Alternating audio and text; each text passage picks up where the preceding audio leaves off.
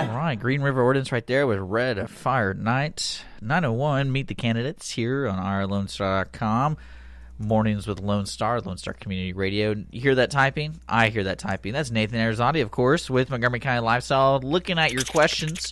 We got Phil Grant in the studio for this edition of Meet the Candidates. So if you have a question for Phil Grant, all you got to do is go on Montgomery County Lifestyle's Facebook, send it in. You can check out Phil online, electphilgrant.org. That's electphilgrant.org.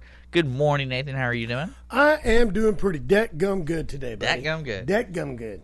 How did everything go yesterday with the community outreach? Oh, my gosh. It was off the chain. Montgomery County. Why is that a positive thing, off the chain? I feel like anything I know that's off the chain, it's bad. Like a bike, if it's off the chain, you can't even move. Well, yeah, but So, like if you're a wild dog or a big bull and you're so strong and excited, I wouldn't want to be around a wild dog off off the chain at all. Well, no, you're the wild dog and you're off the chain. See, that's positive. No, you broke free. But no one wants to be around me because I'm Okay, a let me wild back dog. up. I don't really understand this. Last night was an evening of effervescence. Oh, How's that? gosh. We need to get you a T-shirt that just says that on there. Man, it was awesome. So many people. I couldn't even begin to thank everybody. I'm going to thank Phil Grant because he's here in the studio today to talk about himself, candidacy. But he was our first guest last night. He was the first one that What are we registered talking to about? come Why in don't you remind people what we're talking about? Community Youth Outreach Alliance. It is a alliance between Montgomery County Youth Services, Casa Child Advocates, and Angel Reach, the over off Lewis Street in Fraser. Their focused clientele, the people they help, the youth they help, are 16 to 24-year-olds that are homeless, at risk of homeless. Some of them are at risk of human trafficking and other issues. And it was the open house, ribbon cutting, and it was amazing. We don't have a final count, but we know it was well into That's a new a building. couple hundred people. That building right there on Fraser, right there. It used to be a West church. Davis. Yeah. Then it was the Mays Law Office, and then now it is 3 different organizations in there reaching out to help the youth at risk in Montgomery County. That's cool. A lot of the business community, a lot of the elected officials, law enforcement, judicial came out, and it was wonderful. Wonderful news, wonderful article in the newspaper by Jay Jordan. Got to give him some love to the Conroe Courier. Okay, well, folks, if you're just now tuning in, at 9 o'clock on Lone Star Community Radio, Mornings to Lone Star, we're doing a special focus segment on politics and the upcoming primary elections happening starting on Tuesday for the early elections. And we invite candidates and also, I guess, what do you want to say, super citizens? Super citizens. We do have some super citizens. Super citizens. I don't know how to describe it, but people who are involved in the community, especially at a voting level. And if you're eligible to vote, please go out and vote and do that. Early voting starts, like I said, on Tuesday. More information on where to go vote and times is mctx.org/election. And we also have people who are already in office and they just kind of come in and promote what's going on in this community and stuff like that. So right now, today, we have Phil Grant, who's running for, I believe it's 9th District Court.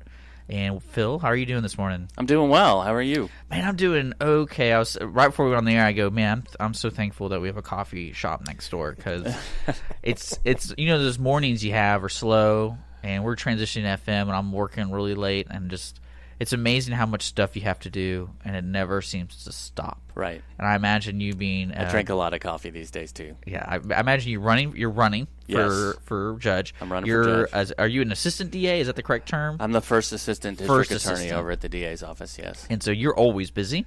We are always busy. And I appreciate you taking the time being here this morning on Mornings with Lone Star. And we're going to be focusing on you, if you don't mind. Sure. And about your platform Sure. and about you running for this Judge 9th District Court and learning a little bit more about who you are and especially what this court does, because it's always kind of neat to meet all these people. I know we've had several other judges or soon-to-be judges or running for judges in the studio, and it's always nice to hear what's going on and the hot topics and stuff like that. So I'm excited about having Phil here.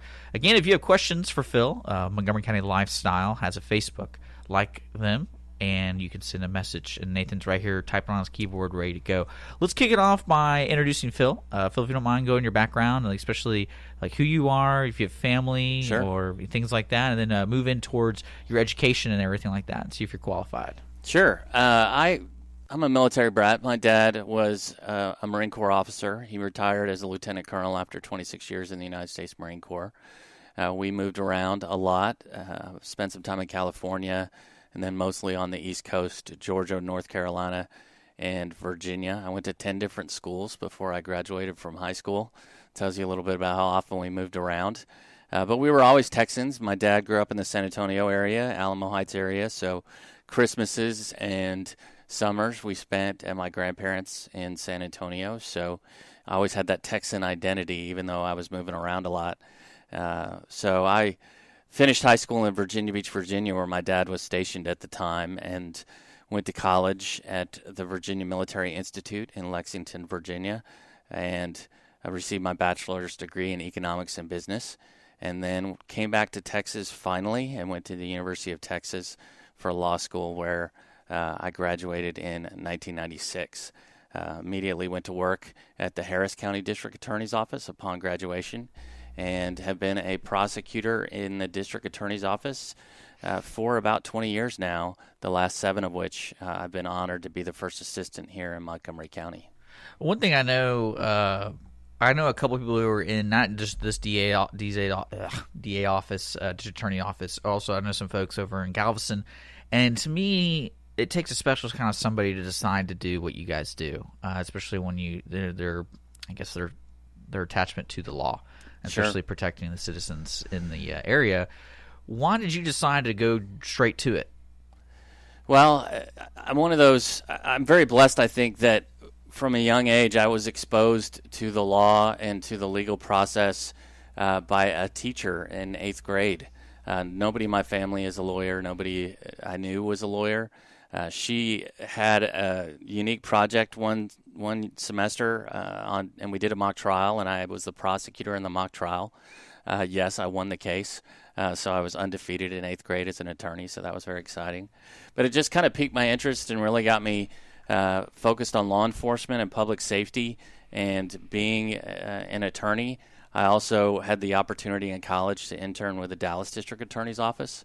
I spent my first summer at the DA's office cataloging members of the Bandito motorcycle gang in the Dallas area and working with an undercover police officer that was embedded in our local Bandito motorcycle club out there in Dallas. And man, I tell you, as probably a 19 or 20-year-old kid, being able to spend time really focusing on one of the most dangerous criminal organizations in the state of Texas and in the country really was fascinating. It was good work. It was really different, I think, than most kids get experience-wise in summer, and I was hooked. So from then on, this was my focus. This is what I wanted to do.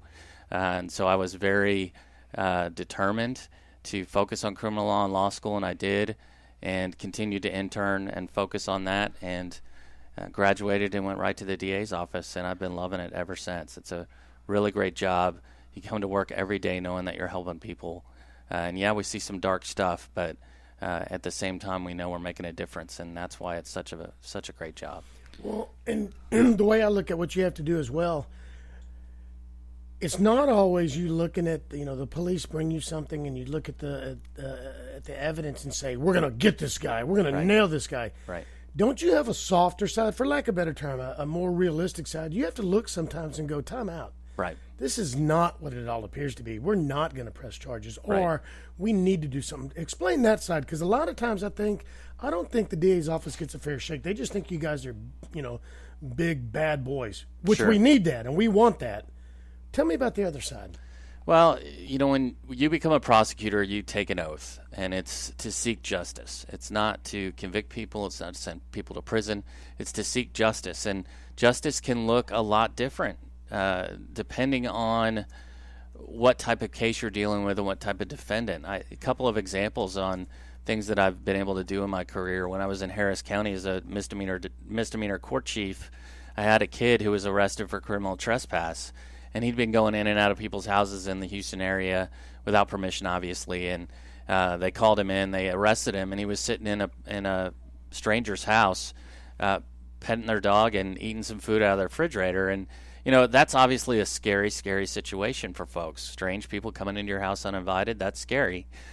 So your first instinct when you're a chief and you're evaluating that case is that this is a scary deal. But I had the opportunity that morning that kid was first on our docket to sit down with his parents who were in the courtroom. And they explained that he was in high school, and in his senior year in high school he began to develop symptoms of paranoid schizophrenia. He had begun to hallucinate and have delusions and have really psychotic type episodes, and they had arranged to have him do some serious and very necessary inpatient treatment in Louisiana, where they were from. He had jumped a bus and gotten to the Houston area without their knowledge, and they were there ready to take him home and get him the help that he needed. So I called the victim in the case, told them what was going on. They were in agreement with my what I thought what the right thing to do in that case was, and I dismissed it and I let that kid go home with his parents and get the treatment that he needed. And I really felt like that was justice in that particular case. The victim felt like it was justice in that particular case. That kid was sick. He was not a criminal. He didn't have any criminal intent or desire to be destructive in any way. And, I don't know what happened to him in the long run, but, I hope he got the help that he needed and he got back on the right track. So that's just one example of when we try to do something that's, not your typical television district attorney type action, but we really try to do the right thing every day. We're sitting here with Phil Grant. He's running for 9th District Court, and he's looking for your vote. Stick around. We're going to talk more to Phil about why he wanted to run for judge, if you don't mind. And then we'll learn a little bit more about that, because there is a future to Phil, and we want to see if it's going to be on the seat of a judge. Stick around here on Mornings of Lone Star Community Radio. We're going to take a quick music break, so we'll be back after this. I always like listening to that song in the morning. That's Sun Shines on a Dreamer. Wade Bowen, Mornings of Lone Star. Meet the Candidates is right now. It's 9:21. I hope you guys are enjoying your morning so far. It's a little foggy outside, a little different from yesterday, but you know what? I think it's okay. I'm sitting here with Nathan Arizani with Montgomery County Lifestyle. Nathan, it's good to see you again. You're still sir. here. I'm glad. Yeah. It's just typing away. Well, we haven't had any questions come in, but we've had several supporters make comments in support of Phil. Sounds good on the radio. You know what I'm Phil. thinking is we ask such good questions, such great questions, that no one writes them in because they're like, these guys are doing their job. Let them do it. So, more. He already had paparazzi. He had somebody walk by waving at him. That was one of my biggest fears of having the station down here is when people get wind that we're right next to Conroe Coffee and Crichton Theater. People stop by all the time. And my favorite is that they're either trying to get to Conroe Coffee and they don't realize this is a radio station, even though there's a sign saying, please don't enter, or they just want to say hi and be on the air. But it's very cool to have this station downtown. It's really cool. Yeah, it is. And so I'm really excited about the improvements. That's why we're trying to build a sound booth, is from all the people walking in and being on the air. So at least the DJ can have some silence in there. But if there's a talk show going on, you can just jump in. So you're invited right now if you want to join us on the air. Come on down. Check us out. Having a good time. We're sitting here with Phil Grant. He's running for judge, 9th District Court, and we're kind of teased in that last segment is I kind of want to know why you decided to run for judge, and then kind of lead in with that. If I guess I imagine there's a lot more to that besides just you flipped a coin and that's just the way you did it. Well, it's always been a dream of mine and a passion of mine to be a judge one of these days. I didn't expect to run this early. I was very happy with the job as the first assistant in the DA's office. Brett, who is our elected DA, is doing a great job, I really believe, and is very passionate about doing the right thing, and ethics is a big focus of his, and it's good to work for a boss that you can trust, that the decisions that he's making, he's always doing what he believes is right, and that's a great place to work. And we have a great staff of attorneys that are exceptionally talented, but when we have a court where the state of Texas, and therefore, in my opinion, the victims that are unfortunately involved in the criminal justice system are not getting a fair shake, that kind of offends me to the core. I'm about the rule of law. I'm about doing the right thing, and I'm about justice, and I'm about justice for the victims of criminal offenses here in Montgomery County. So, I really feel like the 9th needs to get back to that focus, needs to get back to focusing on public safety. It is a full-time felony criminal court. That's all it hears is felony criminal conduct. And I think it needs a judge that's on the bench that's really dedicated to, number one, doing the right thing, but number two, focusing on the public and keeping the citizens and the kids in Montgomery County safe. So, I have 7 kids. 7 kids? Oh, my God. I do. I have 7 kids. And, my 4 youngest kids are daughters. And I want them to grow up in a community where I trust that they're going to be safe and that law enforcement is able to be successful in their investigations when they find somebody that's doing the wrong thing. So it's all about making the community safer for my kids, and maybe that's a selfish reason, but it has some altruistic consequences, I think, because it makes it safer for everybody's kids, and that's why I'm running.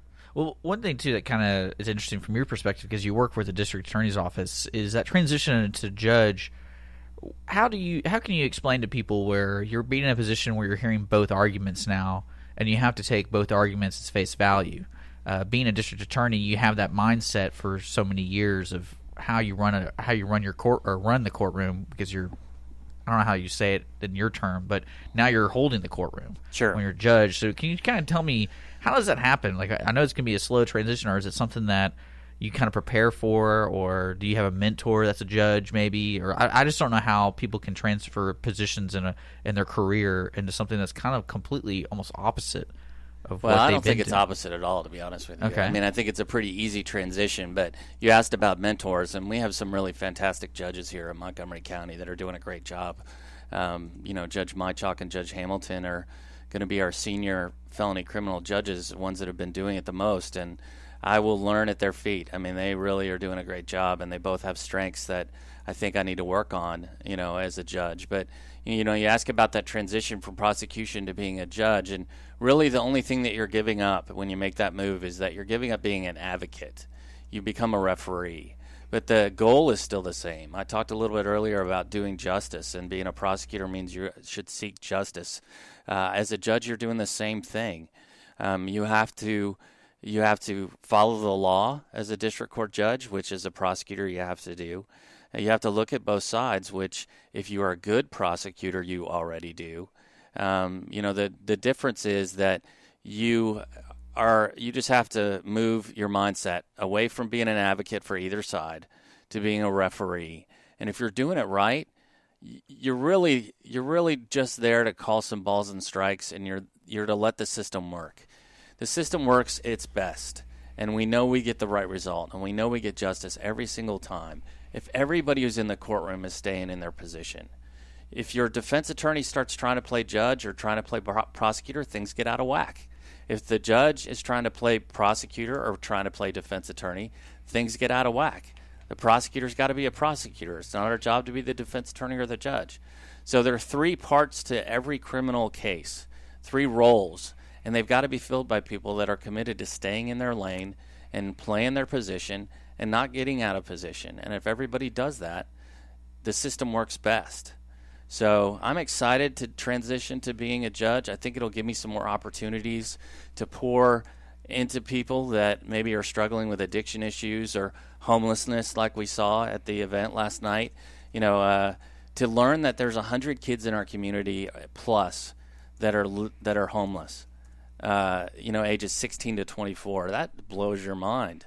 And a lot of those kids are going to get wrapped up in the criminal justice system one of these days for various reasons. And, we need to make sure that we are doing what's best for the community, means maybe plugging them into those services over there and pouring some positive energy into these kids so that we can get them back on the right track. And I think there's a lot of people in the criminal justice system that need just a little bit of help. And I'm excited to have that change in my focus, that it's not my job to advocate for the state of Texas. It's my job to put the really, really bad guys maybe in prison, but for those that we can get back on the right track with our rehabilitation programs like our drug court and our DWI court and our veterans court, which I've been incredibly honored to work with as a prosecutor.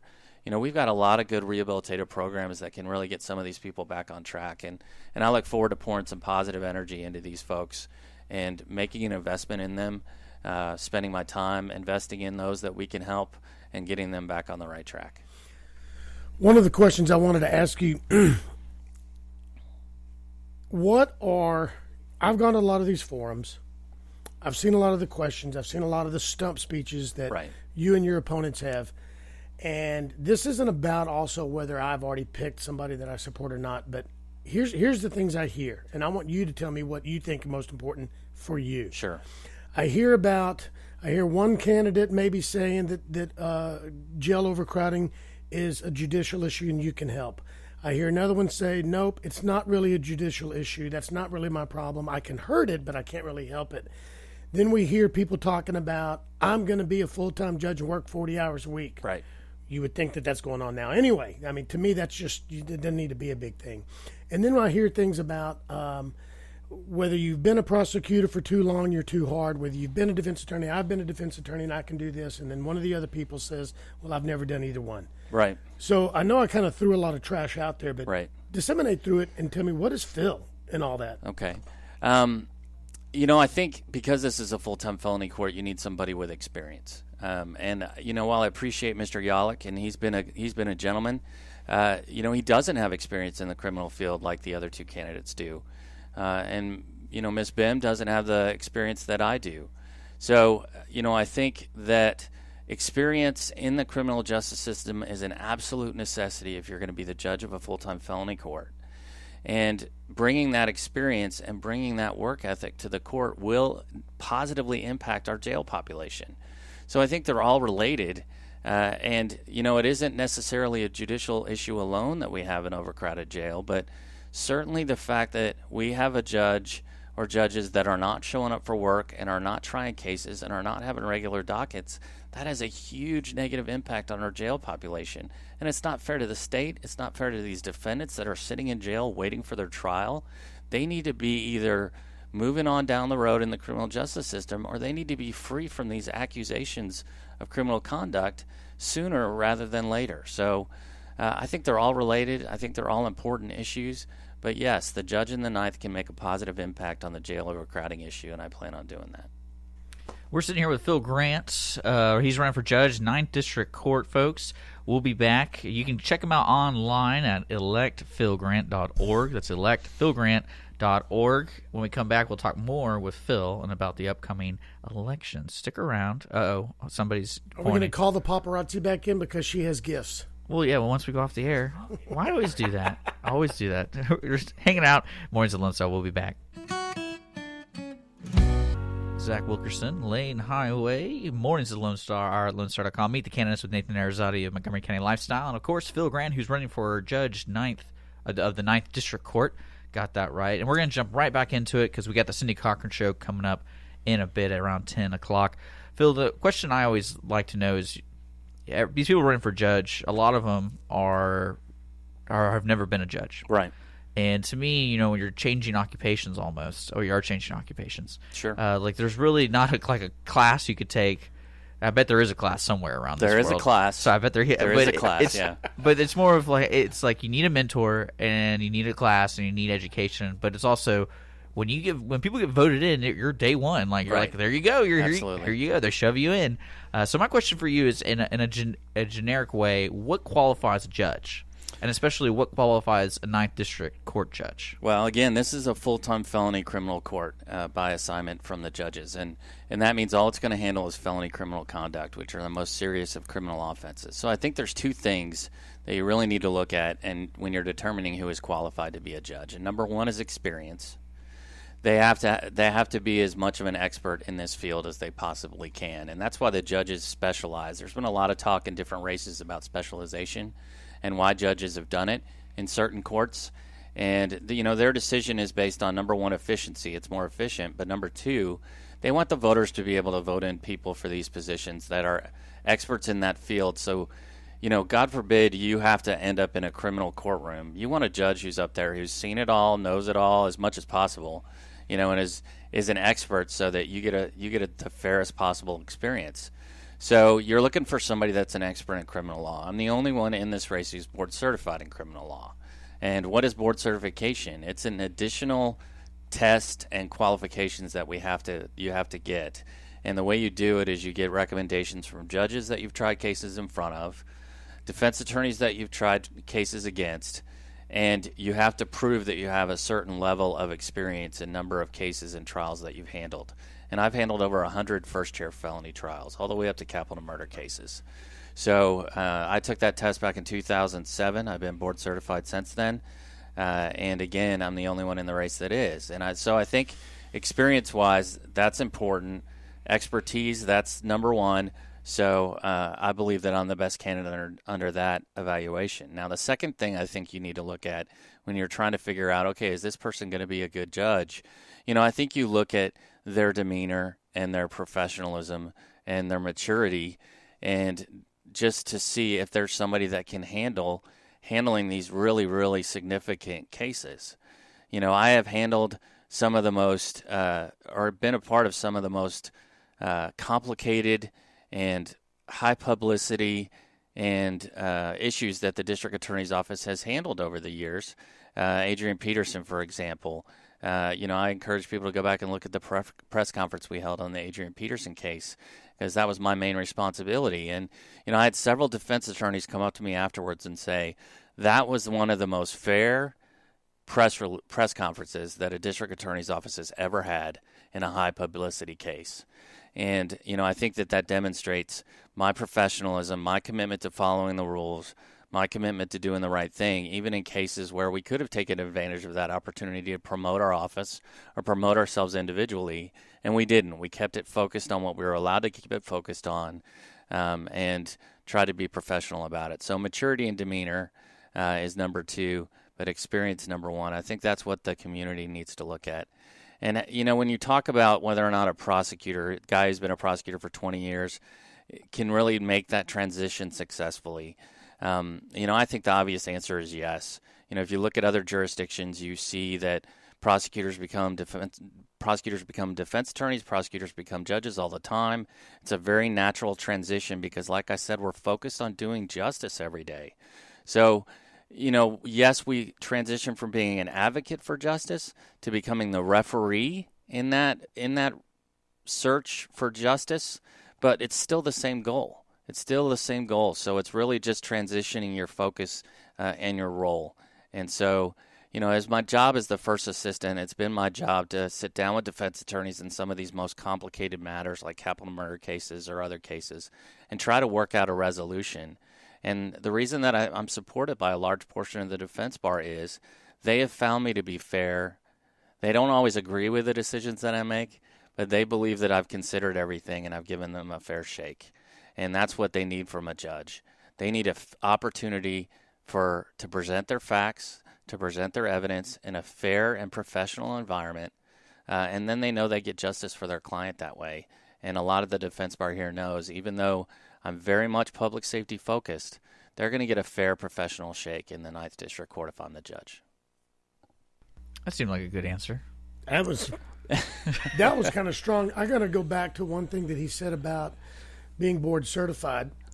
And I'll be honest with you, Phil. I mean, let's face it. People know that we're friends and stuff, but you don't vote for people just because they're friends. That's dumb. Yeah, you do. Well, I don't. I've got some friends I'm that okay I would no more vote for than the man in the me. moon, let me tell you. But I know that one of the first things I heard was it was no big deal that you were board certified. So I went to the State Bar of Texas.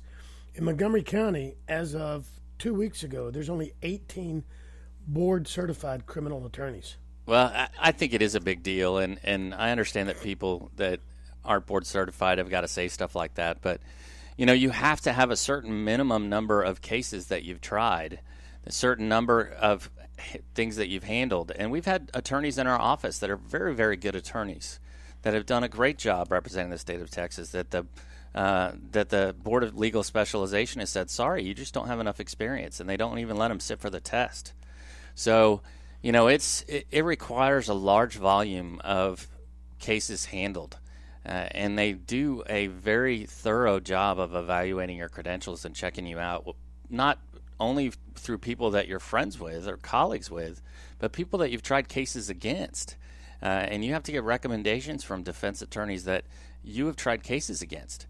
And if you're the kind of prosecutor that is a jerk to everybody or is unfair and unreasonable, those people aren't going to give you good recommendations. And the judges that I've tried cases in front of and the defense attorneys I've tried cases with all gave me good recommendations and say I've been professional. And so I was accepted to take the test. And like you said, it's a very limited number of people. Only 10% of the attorneys in the state of Texas have a board certification of one kind or the other. My opponent, Eric Yalek, is board certified in consumer law. But again, this is a criminal court, so being board certified in criminal law is a big deal, and I think it is something that the voters really need to focus on. Because if they're a victim or a defendant, they want somebody that's up there on the bench that is a steady hand, no matter how serious the offense, no matter how tragic or terrible the facts of the case are. It needs to be somebody that they know can handle it, and I can handle it. We're sitting with Phil Grant. He's running for Judge 9th of our 9th District Court. You visit him online, electphilgrant.org. We're going to take a quick break before we get to the last segment before the Cindy Cochran Show. We're going to let Phil kind of talk about his, basically it's his soapbox, and he's going to tell you why you need to vote for him. So we'll be back with Phil Grant, who's running for 9th District Court, here on Meet the Candidates on Mornings of Lone Star.